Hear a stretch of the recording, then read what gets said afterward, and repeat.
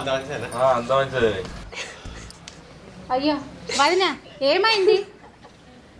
అయ్యో అక్క ఏడవక అక్క, ఎందుకు ఎడతాను? నీకు అంత కష్టం ఏమొచ్చింది వదిన? చెప్పు మాకు, మేము వచ్చినాం కదా.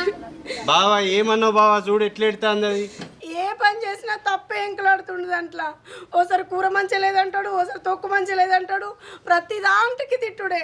పొద్దున్న లేసి ఇంటర్ చాకరీ చేసుకుంటున్నారా, ఆయన దేంట్లో ఒక గంట తప్ప ఎంకలాడి ఇష్టం వచ్చినట్టు తిడుతుండు. చెప్పే ఇంకా ఎప్పు కొడతాండు, గీరుతాండు, కోత్తాండు. ఇట్లాంటి మాటలేరా అన్ని ఇష్టం వచ్చినట్టు మాట్లాడుతాడు. నాకు ఎంత బాధ అనిపిస్తుంది.